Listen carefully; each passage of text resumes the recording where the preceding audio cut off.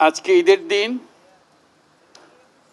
আমরা সবাই একত্র হতে পেরে অত্যন্ত আনন্দিত। আমার অবস্থা এমন, কারোর সঙ্গে দেখা করা আমার বড় কঠিন বিষয়। কাজে আজকে একসঙ্গে এতজনের সঙ্গে দেখা করার সৌভাগ্য পেয়ে আমি অত্যন্ত কৃতজ্ঞ। আমরা আজকে ঈদের মহা উৎসব আমরা পালন করছি।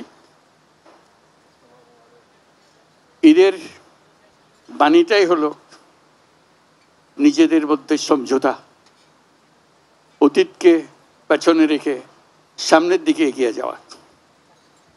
সমাজে এরকম যে একটা দিন আমরা স্থির করতে পেরেছি, আমাদের ধর্ম আমাদেরকে দিয়েছে, এটাই আমাদের জন্য একটা মস্ত বড় আশীর্বাদ। একটা দিন, এবং সেটা যেমন তেমন দিন না,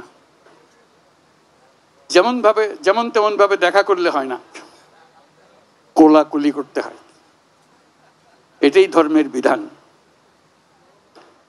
আমরা কোলাকুলি করি, সবাইকে আপন করে নেই। আজকের দিনটা আপন করে নেওয়ার দিন। আমরা সেই বাণী আমাদের মনে ধারণ করে প্রত্যেকে যেন পরস্পরকে ধারণ করি। যত রকম দূরত্ব ছিল সেই দূরত্ব থেকে আমরা সরে আসতে পারি।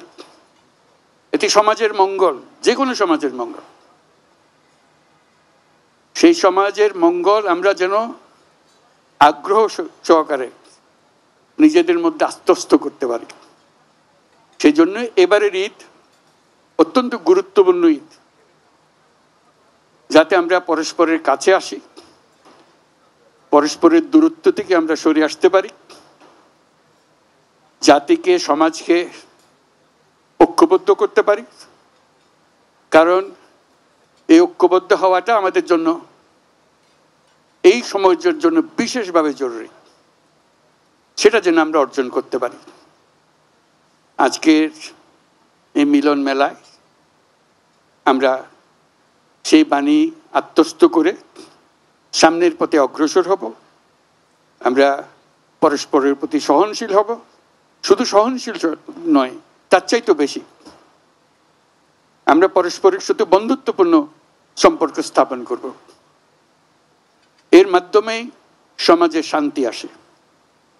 বাংলাদেশে শান্তি অত্যন্ত জরুরি। সে কথাটা যেন আমরা মনে রাখি, প্রতিদিন মনে রাখি। আজকের দিনটা আমরা প্রতিদিন স্মরণ করি।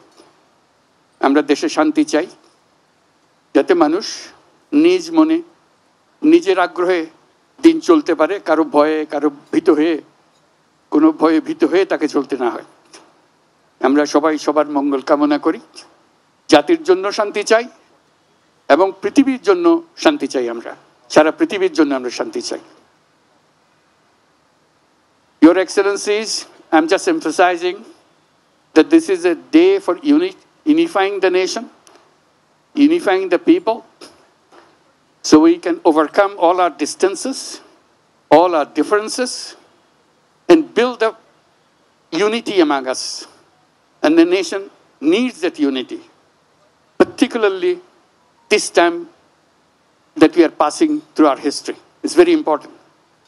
So I hope you will help us to build this unity and move forward. Bangladesh deserves more. Bangladesh has a future which has not been explored. We want to explore that. We want to make that future come true.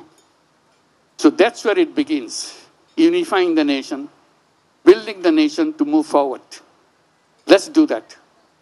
Thank you very much for your patience. Eid Mubarak again. Thank you.